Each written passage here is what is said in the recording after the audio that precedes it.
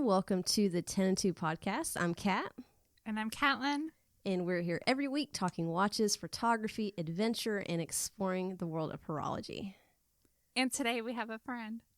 We do have a friend that's been on the show before. Yes.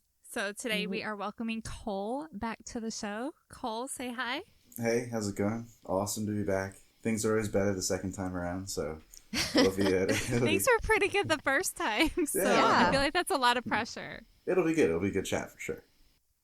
Yeah, thanks for coming back on. We've wanted to chit chat with you a little bit because you the last time we talked to you, you were going on this big road trip, and that was sort of when like COVID was kind of messy still. I think a lot of states are probably on the better side at this point, but I know you were. Not really. Except for that. Except for us. But yeah, how was that trip? It was awesome. I mean, it was great. Since you can't, this whole thing was a great opportunity to explore your own country because you can't go anywhere else, right? So now I know there's like interstate quarantines, yada, yada, yada. When I set out to do this thing, there wasn't. It was pretty much like, all right, I'm going to go live out of a truck and pretty much just go hang out in the woods and explore and so forth. And it turned out to be more than I bargained for sure. Unfortunately, I did not make it to Nashville to see you guys, you know? That would have been the I thought that highlight was on the list. It was. Man. It's a long story. So disappointed.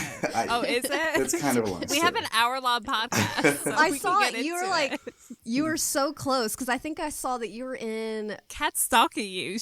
I know I was stalking. You were somewhere in Kentucky, and I was like, oh, that's like an hour away. It's not that far.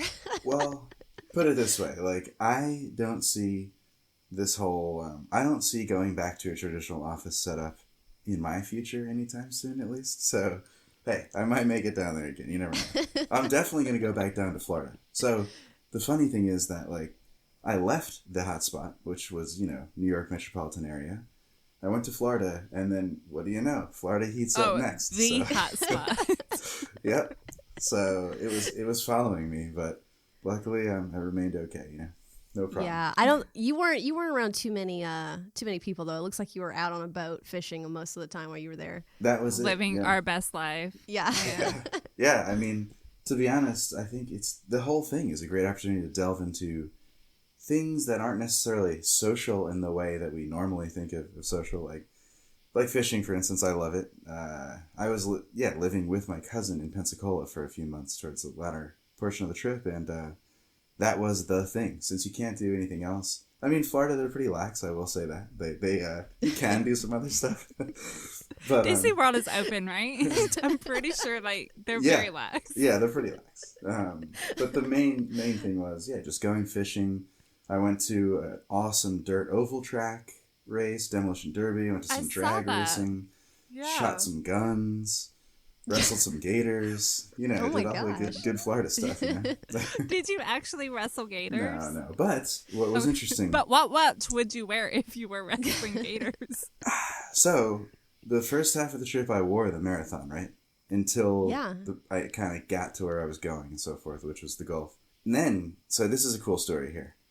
All right, so the next watch that I want to do like a in-depth analysis where you wear it for a long time is the Seiko SPB 153, which is the Willard reissue. So we could talk about this later too, but like Seiko used to be totally accessible price-wise, and also just they used to be in stock. You could order from Amazon, whatever. Yeah. Now, like the SPB 153 and the 143 and that whole series, the two kind of hot lines of Seiko that came out, they're hard to get. Like, they're not easy to get. You have to be on a waiting list, all this stuff. So I actually went down to, I was doing the retailer spotlight for Hodinkee. I went down to one of them that was in Pensacola and walked in and said, hey, I really want this Seiko. What do I have to do to get it? And got put on a list.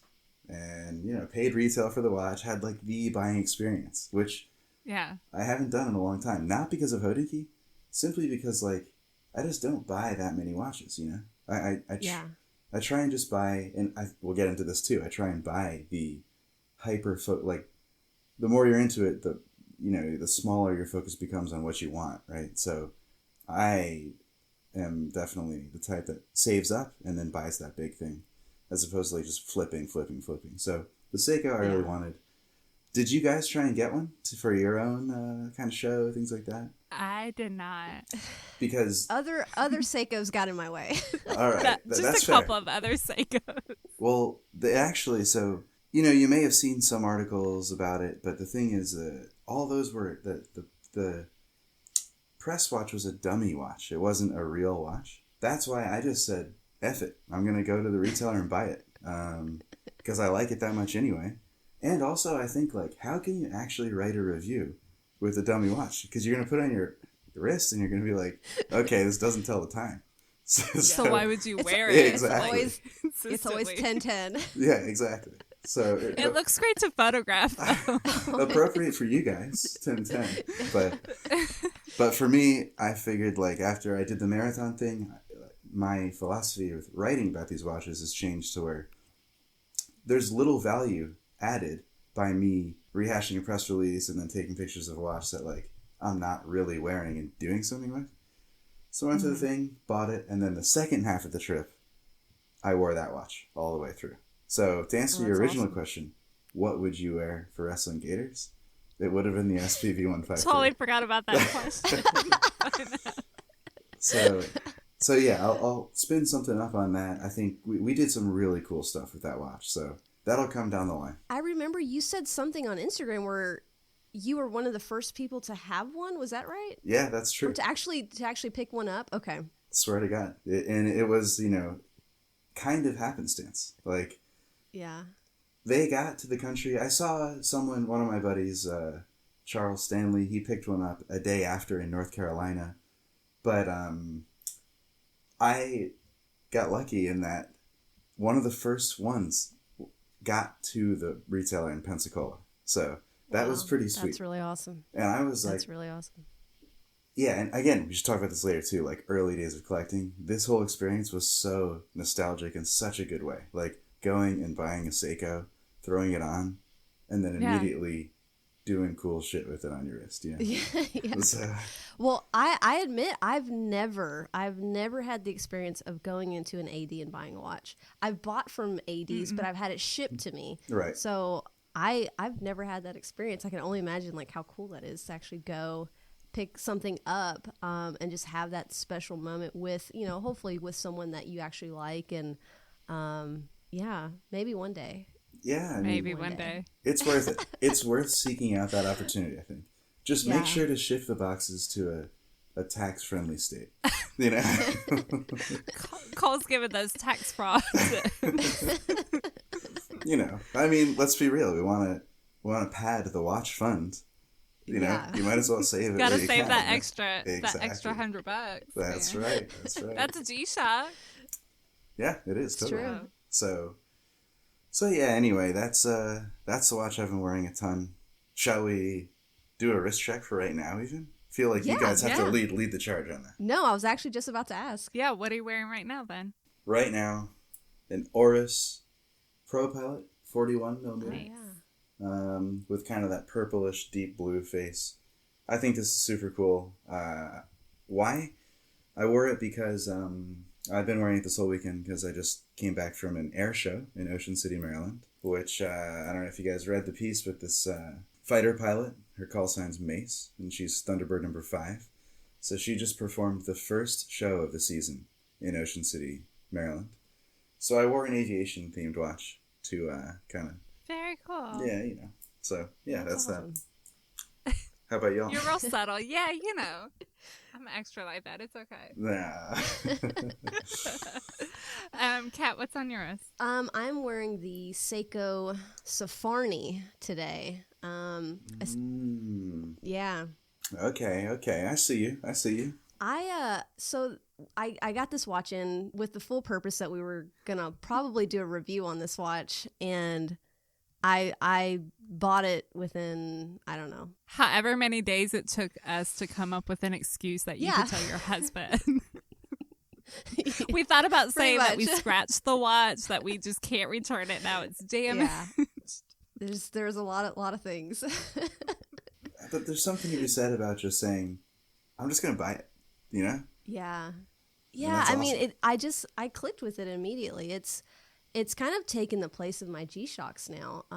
Because I really prefer to wear this over a G-Shock, to be honest with you. And it's really light on the wrist. And it's big. Like, don't get me wrong. It's a huge watch, but it fits so well on the wrist, and it really feels good. It's so lightweight. It fits like a glove. And those straps, those Seiko straps now are just the most comfortable strap of anything I've ever worn. Yeah. What about you, Catlin? What are you wearing today?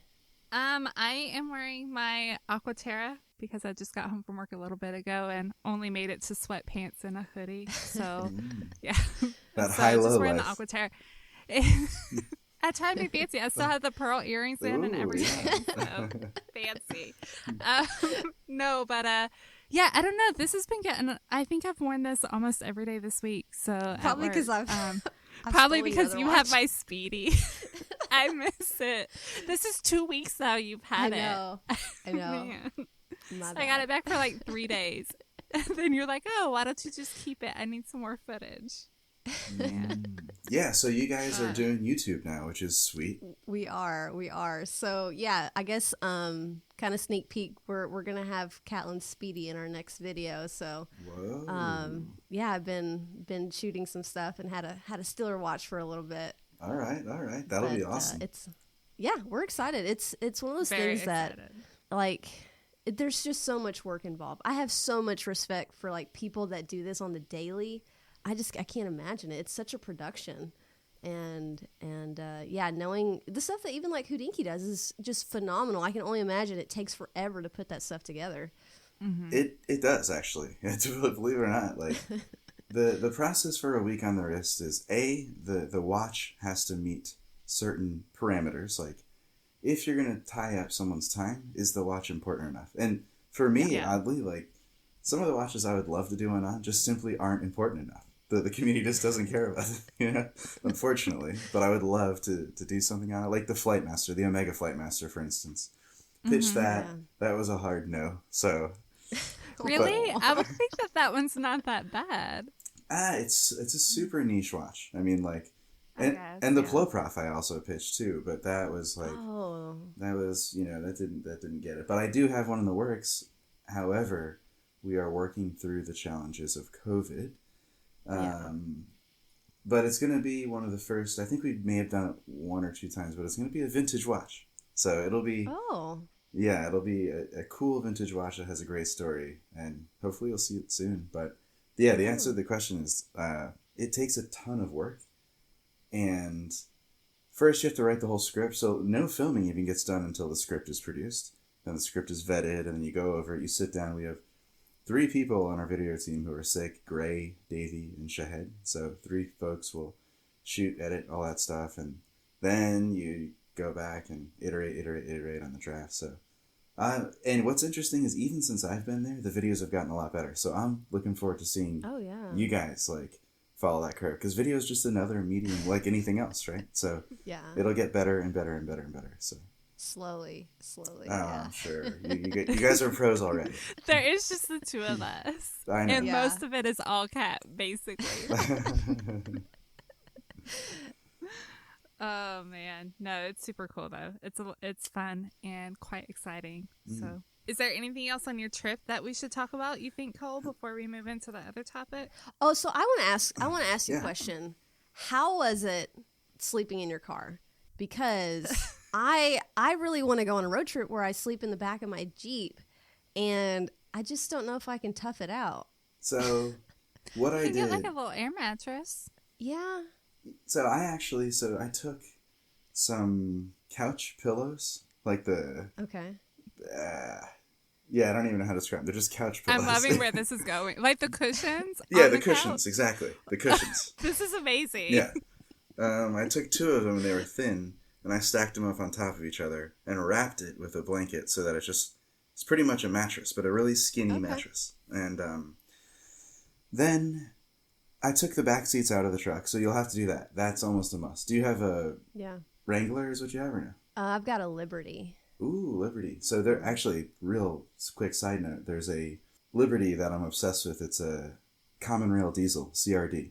So it's the Liberty, but it came in a diesel version for like 2 years. Oh, really? Yeah, and I've always kept an eye out for them, but never encountered one to buy. But anyway, so take the back seats out, put the bedding in, and then here's kind of the strategy that I used to keep it doable. I went from New Jersey over into the Poconos. I kind of followed mountain ranges down south, so that when like the biggest problem with sleeping in the car is it gets so damn hot and like gross, where like normally you can eke out an extra day of suffering and not having worry about it, but when it gets that hot and sweaty you can't. So what I was doing was kind of being strategic with where I would end up at the end of this day.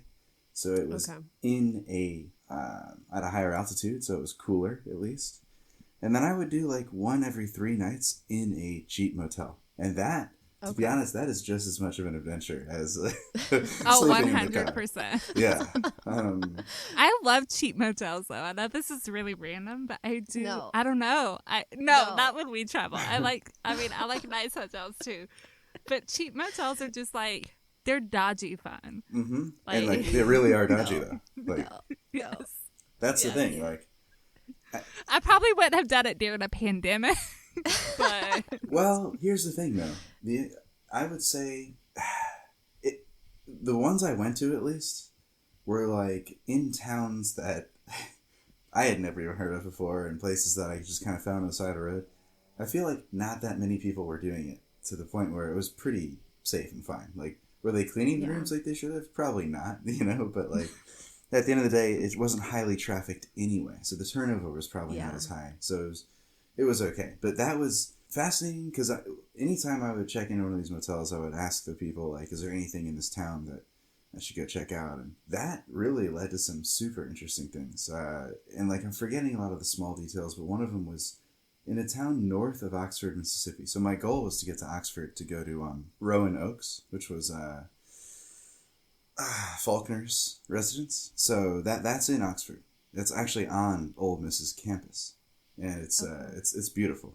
But I didn't make it to Oxford. I made it a little bit north, checked into some hotel, and the guy said you should go here, here, and here. And one of them, he said some HBO movie was filmed there and never made it. Then there was also a college that had been defunct for like a long, long time, and it was in ruins, and it made for some really cool photos. So that's how you really find the cool stuff, by asking these check-in folks. And then I did make it to Oxford and went to Rowan Oaks, and it was actually closed, but I took the liberty of just taking a little walk around and checking it out, and it couldn't go inside. Jumping fences and I think what it was like there was a sign on a piece of paper saying like, "Oh, this is closed," but the gate was open and so forth, and obviously couldn't go inside. Normally you would be able to, but it was really neat and cool as kind of like a stop on the tour to maybe some of Faulkner's talent can permeate into me or something like that, just walking around the grounds. But that was one thing. So sleeping in the car, I would shoot for 2 days in a row, do one in a motel. Other thing is I have a sunroof, so I opened the sunroof and then put like something. It could be a pillowcase, like so no mosquitoes or whatever, and air can still go in and out. And it honestly worked fine. Like, all the time on the road, you just get so tired anyway that you don't think about it. You're just, And I will say another trick, which this is known by plenty of people, but Walmarts are friendly for this kind of thing. So, like, my goal was national parks and did that most of the time. But if not, a Walmart is kind of like a safe haven for folks who want to just, like, RV people will kind of, do a sleepover in the parking lot. And you can park your car in a Walmart parking lot. It's kind of safe. which I know it's not. Yeah, it really depends is. on what Walmart and what part of town. Like the Walmart where we grew up is not safe. Really? Yeah. Well, that's why you should rely on some PPE of another kind, down south. Definitely. Don't Yeah, I stay think at the that was- Murfreesboro Road Walmart, Cat. No. Say no. No. But yeah, the trip was great. That's a challenge, I think, for me, is just to, I guess, just have to have a plan as far as like where to park, where to stay. Well, do we want to Yeah. get into like the fun topic for today? Not that learning about Cole's trip wasn't fun, because it was. And now I sound like an ass. This is more fun. But I agree. okay, oh, if you say so. Okay. All right. So it seems like everybody, or not everybody, but so many people on Instagram lately have been getting their Grail watches. Rolex sports watches are apparently are everywhere now, I feel like. But so it really got me thinking. A good friend of mine got his Grail Grand Seiko Snowflake, and we were talking on the phone, and I was just like, man, like I kind of envy that excitement and that joy that he had. Like he was so excited about it, and don't get me wrong, and this makes me sound probably ungrateful, and I'm sincerely not. I love all my watches. I enjoy every single one of them, but I've never sought them out. Like everything that I've gotten has been an opportunity purchase. It was just, I was looking for a watch, but a watch popped up at a really great deal and I liked the watch, so I bought it. So I missed out on that. I've never been to an AD. I've been to ADs, but I've never bought a watch from an AD. I've never sat there and just had that experience and had that love and that appreciation, or even like the joy of hunting a watch down. And so I think we've all kind of talked about it, like individually. I've talked with a little bit of everybody about it. But so I'm just curious as to how you collect, like what got you into collecting? How did you start? And then how does that affect what you want to do now with collecting? Because you've mentioned before that your collecting style has changed. Now you're so much more particular about what you collect. I still feel like I'm just willing to collect anything that comes to me at a really great deal. But so how is it that you have fine-tuned your collecting? Well, a lot to unpack there, actually. You're right. Like there's a pattern that develops. So we'll start with what got you into it, then lead into how collecting has changed, and then also how I think the larger picture of how people in general collect has changed. I think, what got me into it is interesting because it really ties into something you touched on, which is Rolex sport watches. For me, it was old issues of Air and Space magazine, and it was the Chuck Yeager advertisements in that. So I loved the GMT Master 2, and that kind of still is my grail, although there's people, talk about it in the comment section all the time. I'm sure you've heard about it, but the Rolex curve. The Rolex curve is... Yeah. You see it, it's all over. You grow to appreciate it because it's, it's the watch. It's a Rolex. It's a benchmark product. Then you learn a thing or two about watches and you realize there's a whole wide world out there. There's so much more. And so you only appreciate Rolex is to completely kind of miss the point of collecting and appreciating watches. So you kind of reject it. And then the more and more you keep going down the rabbit hole, you realize, well, actually, it is omnipresent for a reason because it is that good. And they have been around and, contributed to the art of horology and so forth in a way which other companies haven't. So then you embrace it finally. So I started and will maybe end also with a GMT Master 2. I have not, the honest truth, like with, Hodinkee and all that, that really doesn't help when it comes to being, when it comes to getting a Rolex at all. So yeah, it doesn't. You don't get to say I'm Cole from Hodinkee and you get moved to the top of the list. Nope. Really? Wow. So what is the perk of working for Hodinkee then, if not to trump the Rolex wait list? Well, a paycheck and getting to write about watches, Fair. So I would have to go on the wait list too, have to do all that stuff, and I just hate that. I mean, I'm not ready to do it yet. I'm not ready to say, okay, I'm gonna go on the wait list, this and that.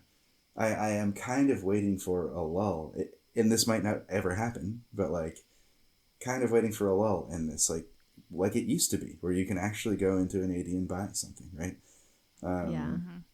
And that might not happen. Or I'm waiting for a special occasion in life, and that occasion hasn't happened yet. And then, okay, fine, I'll move on it, right? GMT Master 2s aren't going anywhere. They'll be around. They're out there if you want to pay a premium, and that's the other thing. I don't.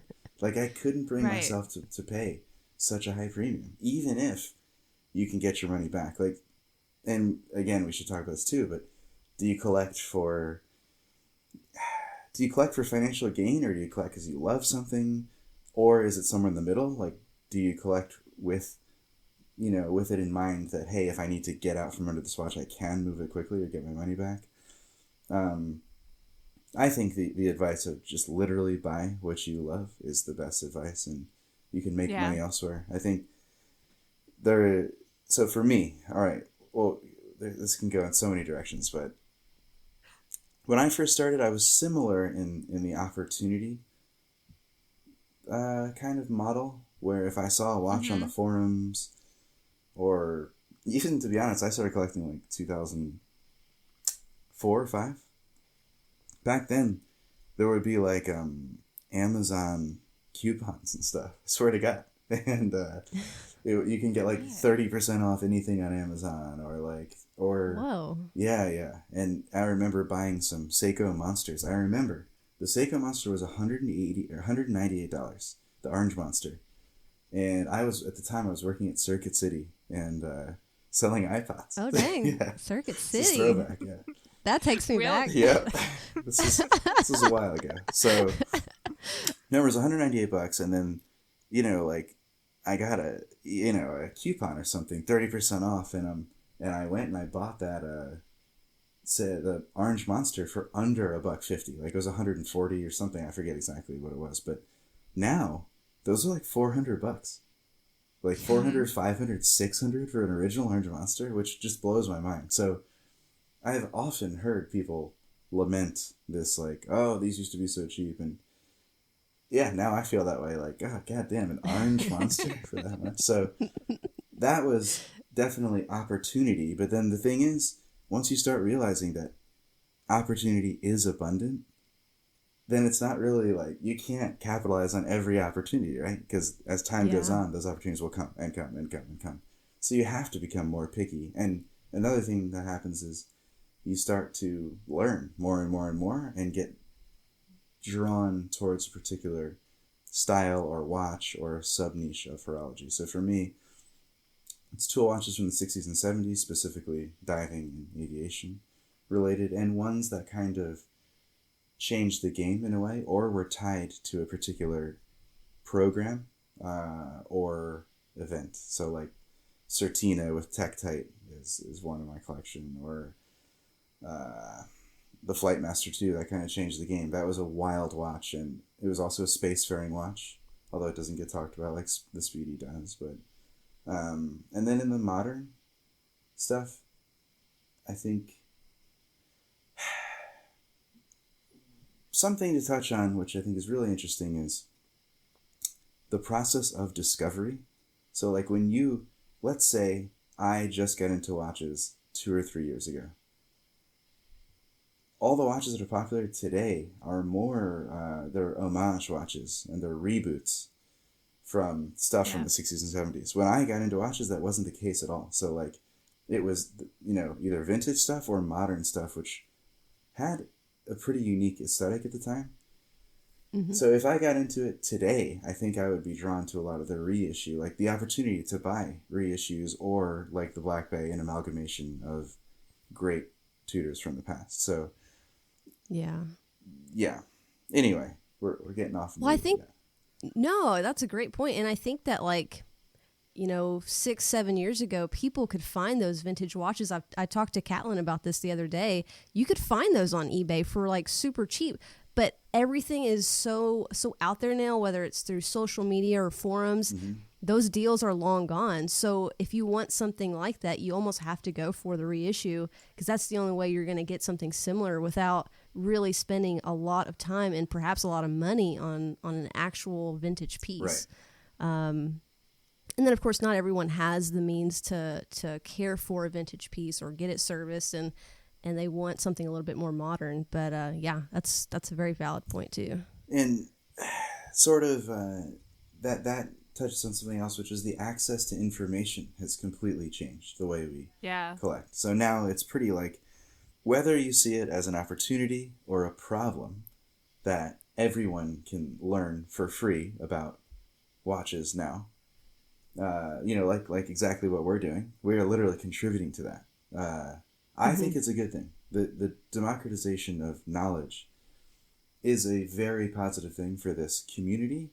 Not great for prices because, it creates demand, because a story sells a watch, right? Like a good example. So in the research of the new Willard reissue, which that whole piece, by the way, will really be reframing it as not so much Willard, right? I mean, that's our, the dominant narrative in specifically American circles, right? When the watch is actually so much more than that. But anyway, prices on those have shot up recently. Like, that's like a $2,000 watch now.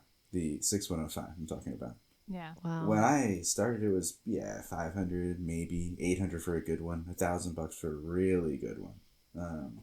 Now, it's doubled, right? So, I mean, one of the biggest things that's changed since we started collecting is the internet and access to watch media. So how, do we think that has affected pricing and availability? I mean, obviously, the more internet access, the more Instagram and watch blogs and things like that, the more knowledge people have. So how does that affect collecting now? I think in good and bad ways, actually. A lot of people will say that Instagram has ruined watches, and I actually kind of agree, but it's not, because I think it's done wonders for the social side of watches, like it's meeting ruined people. my wallet is what it is. Yes. Well, also, the watch companies have figured out that that's how they push product now. So, we see more ambassadors and more, activations online through Instagram, and then micro influencers. And I guess, to a degree, we're all part of this too. But that, because the brands have figured out this, it's kind of changed the way. I actually think that watches are produced with a sort of Instagram audience in mind sometimes. Like, that's a good litmus test for whether a watch is going to make it big time. Like the BB58 is a good example of this. But access to information, all that, like, I am thinking about my own discovery process years and years ago, which was from the forums and weird meetups. Like, there was this brand, Ocean 7. Do you guys remember that? Yeah, I think you talked about that. We did before. We definitely talked about it. Maybe last podcast even. They would hold, the founder of the company, this guy Mitch, he held a dinner in New York in 2000 something, early aughts, as they say. And that was like the first time I ever met people in the watch community. Now there's Red Bar, there's meetups, there's this, that, the other. And it's gotten way more social. It's become more, watches are mainstream now. Like, the proliferation of the major media, watch media, like Hodinkee is one of them, I will say, coming from the inside. And also you see stuff pop up every day now. There's something new, right? That is kind of made it so that it's not so much grassroots anymore, but it also really proves that watches are a mainstream thing, right? It's not weird anymore, or like it's not a fringe community. It's kind of like a generally accepted thing that people are into. And back when I was getting into it, it definitely was not that way. It was, you really had to seek out others. There was like the Poor Man's Watch Forum. You remember that? No, I've never heard of that. There was that. I feel like we're way newer into the watch game. Maybe, yeah. But like, that stuff is still around, and I don't know if it's as active, actually. I don't really... Yeah. I'm not active on that side of enthusiasm anymore, but I will say what's super interesting about that is there are people who have deep knowledge of one or two particular watches, and they tend to hang out on forums, or Reddit. You've been on our Reddit's like hit or miss though. Yeah, it can be weird. It could definitely be weird. Like, I guess so. We might as well just say it, like, pre-Clockgate and post-Clockgate, very different how I look at the community. Like, community, I used to be like, oh yeah, it's, everyone's cool, da, da, da. But now I see like there is a darker side of this new online watch community where like you can get, and not even just against Hodinkee, that's like kind of a whole nother thing. But folks can get like there is the same element of like keyboard warrior or like anonymity, kind of like allowing folks to say whatever they want and add negativity to the conversation. That wasn't present really back in the forum days. So that is one kind of dark side of modern watch collecting, which has made it to a degree a little less fun. And I think that the question at the end of the day that you have to ask ourselves is watch collecting still fun or not? Yeah. You know, like.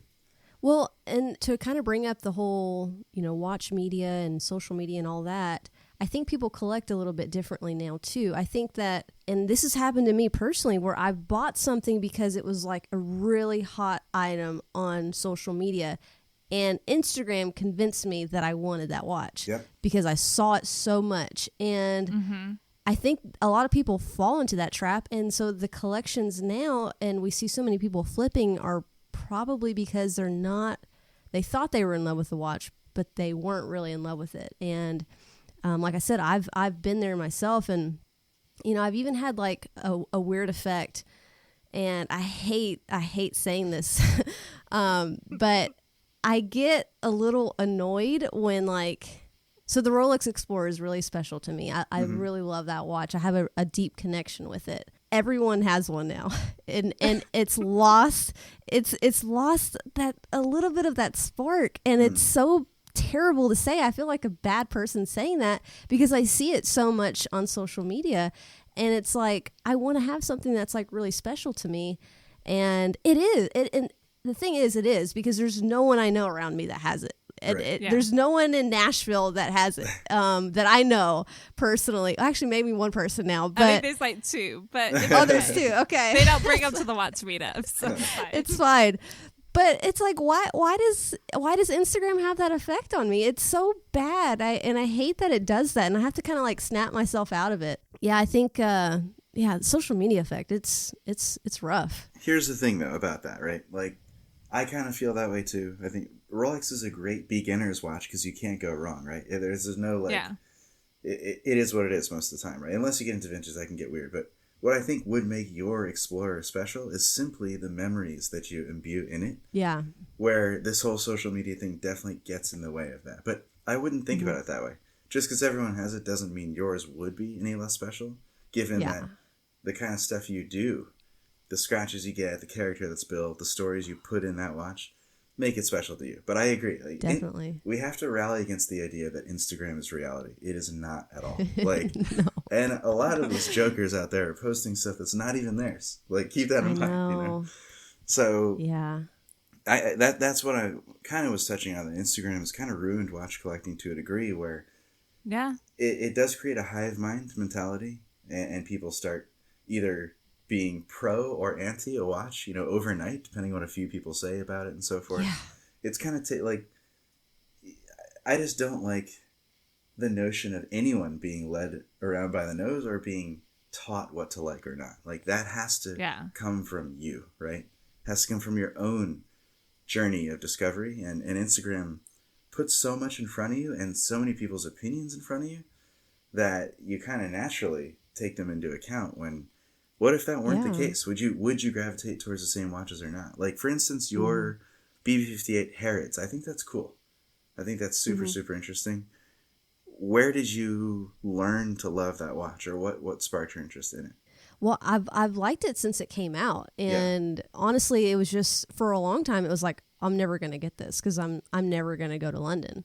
And then a year ago, we started this podcast, and we gained some friends across the pond. Yeah. And so I was like, oh, maybe I can get this. And just the idea kind of popped in my head. Catlin knows, like, I don't know when I started really talking about it, but I've gone back and forth because the sizing, it's not, I love the 58 because the sizing's perfect, but this was the 41 millimeter. This is the big guy. Yeah. So I really kind of put it in the back burner because of the size. And then finally one popped up on Reddit, actually. And the guy wasn't asking for a huge markup. Like, basically it was shipping and custom duty, and that was it. That's all I really paid on top of the watch retail price.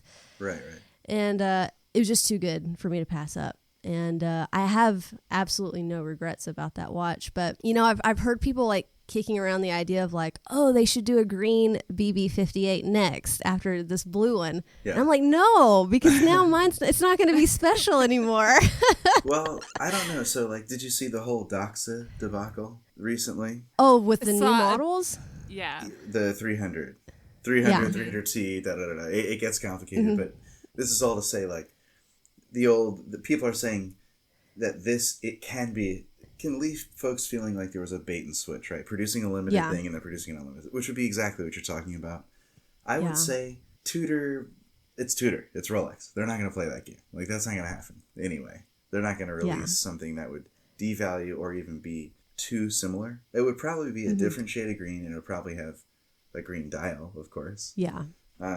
But yeah, so what I like that kind of stuff. I think there's a story there. So exactly that, right? Like, you made some friends in London, this, that, like that's cool to me. That makes that watch special. On top of that, quantity wise, there aren't that many of them. So this kind of story, I think, is how folks not should or shouldn't. No one should be told how to collect, but I think I would encourage folks to collect with that in mind, like the story of even acquiring the watch. I remember when I was a college guy studying abroad, I went on a trip to somewhere in Eastern Europe. I went to Slovakia, actually. It was I went to a few places over there, and I forget exactly where this was. Anyway, there was a Doxa Aquaman that was sold over there. Have you guys ever heard of that watch? No. I'm intrigued. It was an interesting watch. It was not sold. Yeah, it wasn't sold in the U.S. market, and it wasn't sold, like, it was kind of a harder model to get. It was quartz, and it was cheaper, obviously, but I saw one in the window over in, I think it was Prague. It may have been Czechoslovakia, maybe it was Prague, maybe not. But anyway, I went inside. I was a study abroad student. It was like, I don't know, $700, something like that. And I was like, should I really be buying this watch when I'm, studying abroad and all this stuff?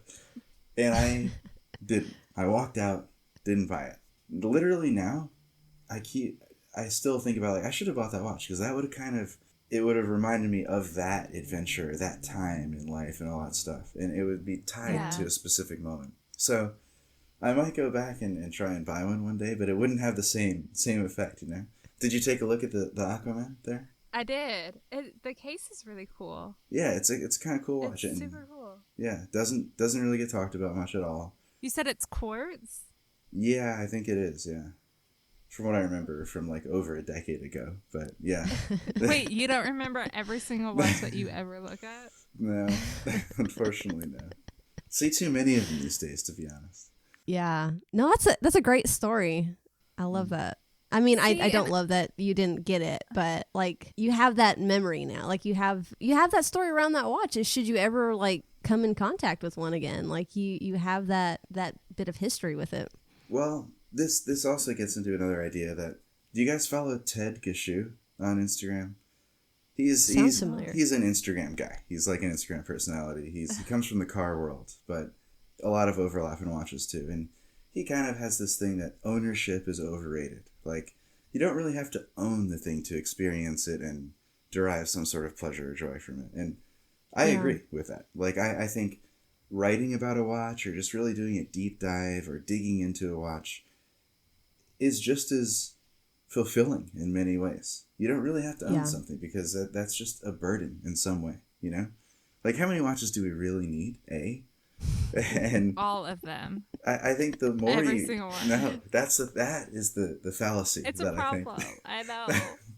Like, I think engaging with watches on an intellectual level is perhaps more satisfying than owning them. And I know that sounds a little crazy, but I would like some of the best watch memories, at least, were not really about acquiring it. It was more about learning something that really stuck out.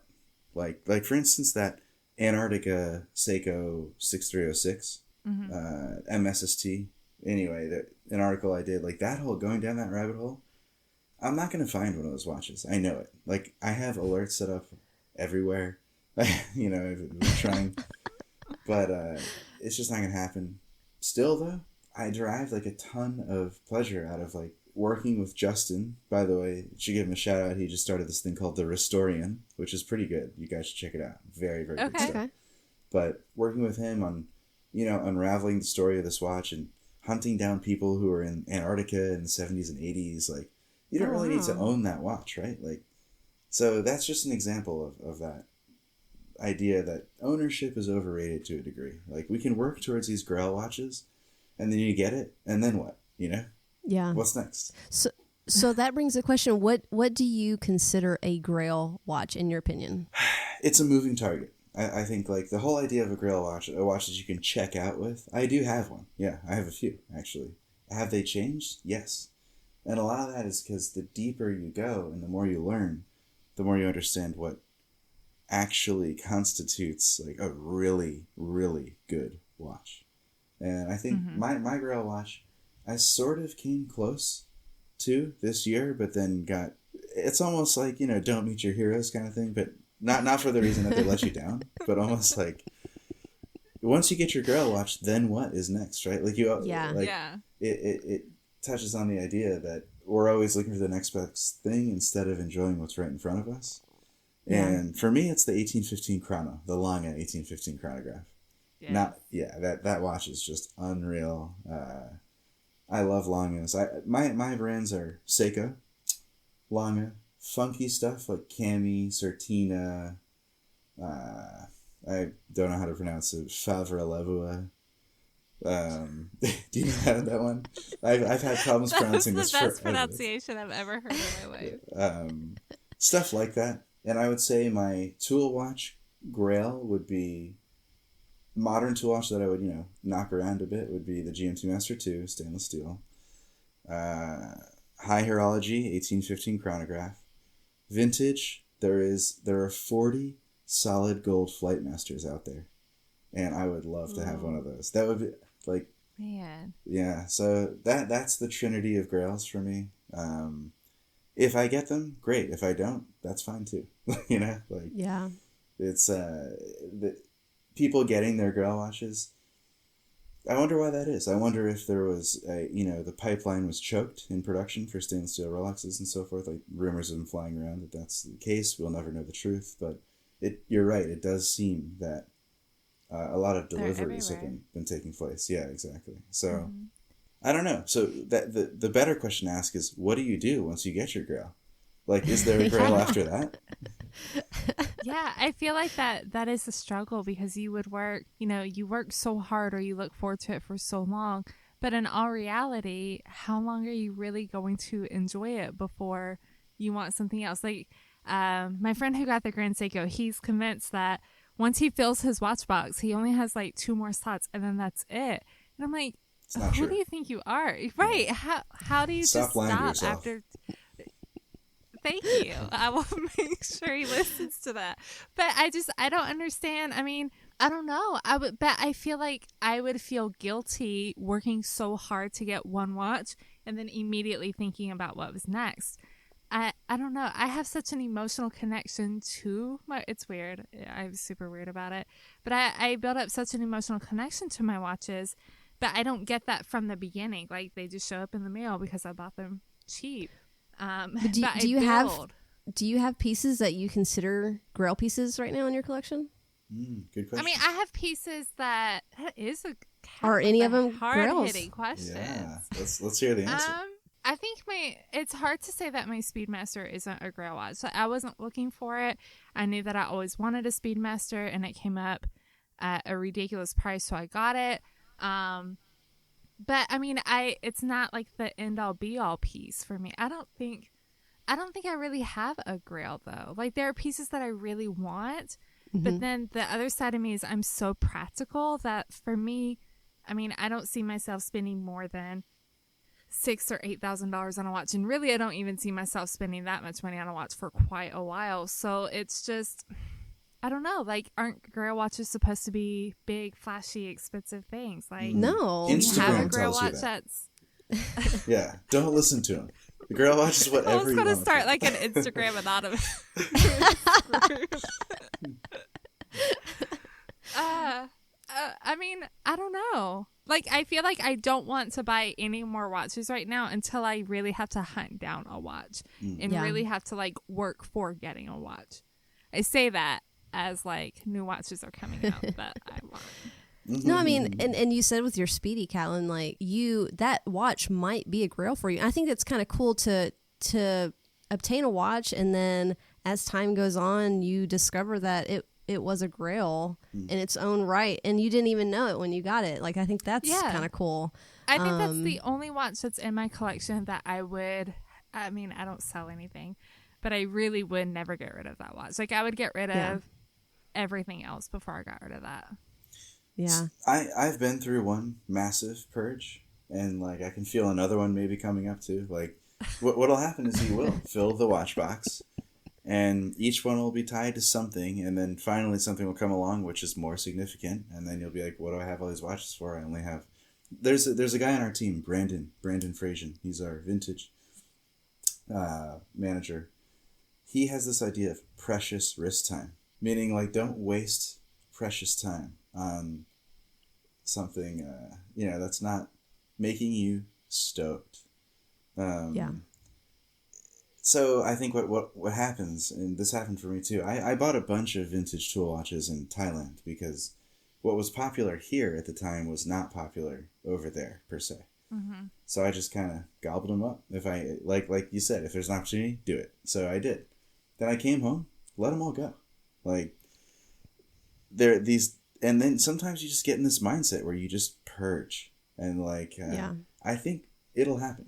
Like, you'll get all these watches, and you'll say, all right, I have X amount of money and not as much affection tied up in all these things. What if I can just get one thing that I really want, that $6,000 or $8,000 watch, right? I think that might happen, and it happens to a ton of people. That's why you go on Reddit and you see all these. That's maybe why you got your Harrods, right? Like, you see all the watches listed because people go through these phases, and you just oscillate between acquiring, purging, until finally, at the bottom of the funnel, you get closer and closer to the watch that really matches you, right? Maybe there's a kind of parallel to life itself, and then how we go about things like marriage and buying property or whatever, right? There's something about watches that's very much the same. So you say you don't sell anything. I think in the future that might change. I have to start selling things. I only have so much wrist time. Exactly. So. That's the thing. Well, so let's touch on this before we wrap up. And you kind of touched on it earlier. Is watch collecting still fun? Or have things like Instagram, have things like working in watch media, because we have access to so much that it almost, I don't want to say it becomes a job, but I mean, there are times that you just aren't very excited about handling watches anymore because you do it. For me, I do it all day at my work, and then I do it all day like outside of work. Yeah. So it does get a little bit like it's literally my entire life. Yeah. So but it does get to be a little bit like, well, I'd like to do something non-watch oriented today. But is it still fun? Do you still enjoy collecting? Collecting and watches, I would say, different things. Collecting, do I enjoy? I think I've learned to enjoy the pieces that I have more and more, and appreciate them for what they are. Like, looking back at the early days, some of the watches that remained, I look at that. My dad bought me a Seamaster, the Bond Seamaster, for a graduation present. Like, that has only... Stories are the only thing that really, like, grow in value over time. Like, they appreciate in a way that other things don't, right? So I think collecting itself has gotten... the thrill of acquisition isn't there like it used to be. That's the truth. Like, the Seiko was the last watch that I bought, and that did, it did give me a high, and I still am riding that wave, for sure. But I'm also I've become sort of immune to the hive mind, what's cool, what's not. And really, this is a tough question, actually. Is collecting fun, and then also are watches fun? Collecting for me is, I wouldn't say more fun, but probably more like anything. The longer you've been around it, the deeper you go. Like the nuances are what excites you, rather than like the same thing that excites everyone else. Like a good example, the new BB-58, the blue one, right? Mm-hmm. You know, we write an article, it gets hundreds of comments. Like, everyone wants to weigh in. It's super exciting. Yeah, it's exciting. Rolex releasing a watch is a big deal. It's a huge deal, right?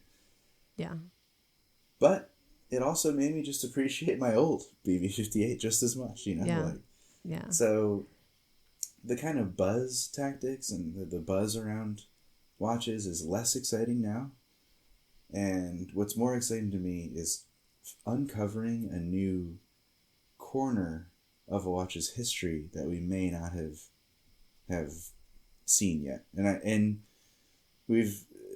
it'll come out in the 6105 article, but I've been working on that for a while and looking at, you know, where was this watch used? Who wore it? Things like that. Like that to me is more exciting than buying a new watch, and that kind of guides collecting as well. Mm-hmm. And I guess watches, does working in watch media take away the fun? Yes and no. I mean, at the end of the day, like, here's the thing. I'll preface this by saying I'm incredibly grateful to be able to do something like this. Right. Yeah, exactly. But that's a given, right? It's a given. Like, okay, so does working in watches make it any more difficult to enjoy them in the way that I used to prior to working in watches? I think the idea that, like, overexposure and, like, you've kind of seen it all, that is true. Like, mm-hmm. Because you have access to crazy things and so forth, it does make you jaded to a degree. But what becomes more and more interesting is the idea that, like, and I'm sure you guys feel this way too, like the people that you have on, the discovery process of new things about a watch. And I would say the one thing that I don't like about working in watch media is that the community itself is turned into a bit of like a little dramatic at times, in my opinion. Like, A, we're talking about watches. Like 100%. Yeah, like B, this is supposed to be fun. Let's not forget that. Let's kind of like, yes, anything that people are emotional about will produce, you know, people will get emotional about it, right? Like, we also tend to forget that, like, watches aren't logical. Like, liking watches is not a logical thing to begin with. So we're on a little bit of a rocky foundation in terms of expecting people to look at this like as a logical hobby or whatever. And once you start adding emotion into it and this and that. But the community isn't what it used to be in many ways, good and bad. I would say that there's a lot of, like, negativity that I think is kind of unnecessarily in the community.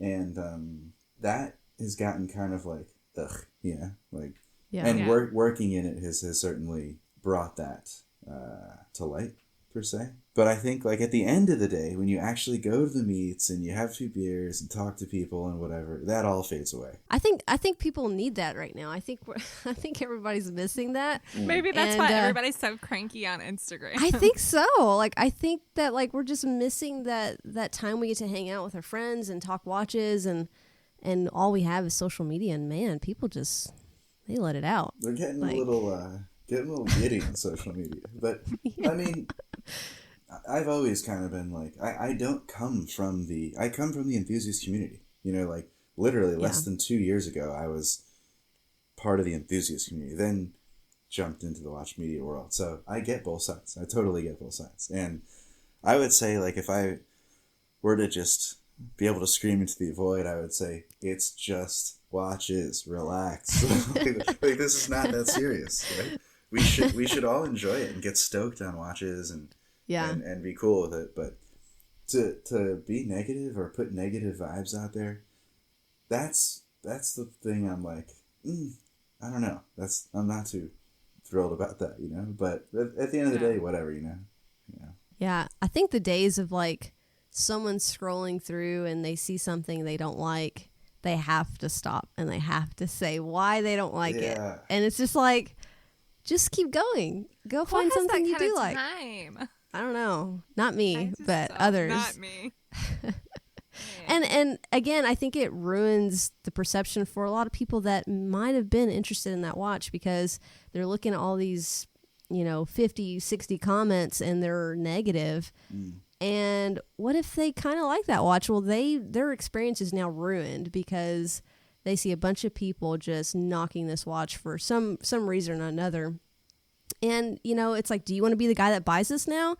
The piece that all these people are complaining about or girl that buys it. And, I don't know. It has a weird effect, but it's unfortunate that folks don't think for themselves in this. There is, like I said, a hive mind thing, which I think people will be quick to say it's organizations like ours that are swaying opinion, but maybe it's the opposite. Maybe by giving you the backstory, like this datagraph piece I just did this week or something like that, right? Like a super in-depth look.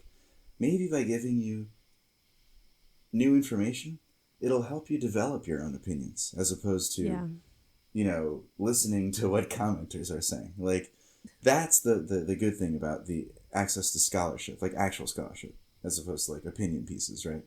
If we're going to say that watches aren't that serious and so forth, and it should foster a positive community, I would say that, yes, there are some things that we have to, like, we do have to take some organizations to task and so forth. You have to hold some people accountable because things are happening that also didn't happen in the past in the watch world, right?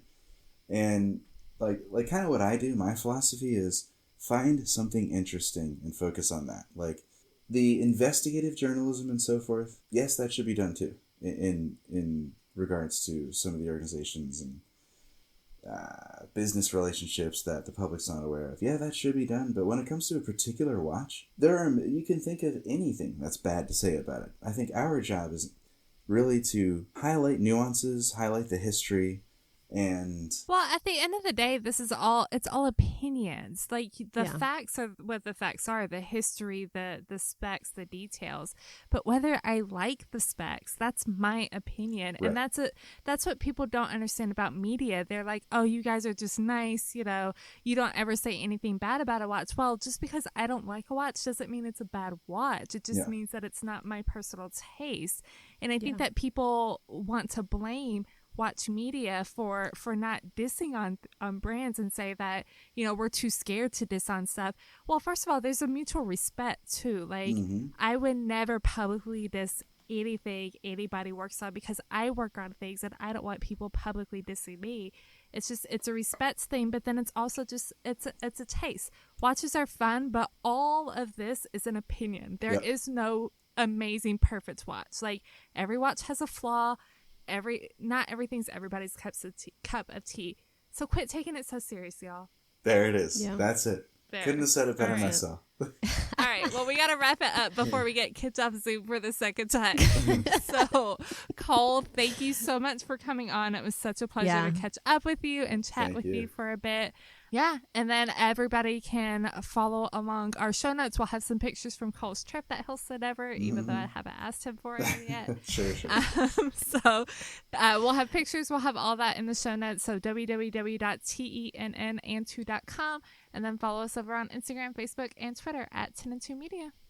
That's it. Thank you, guys, for having me on. Thanks, Cole. All right. Bye, y'all. See you. Bye.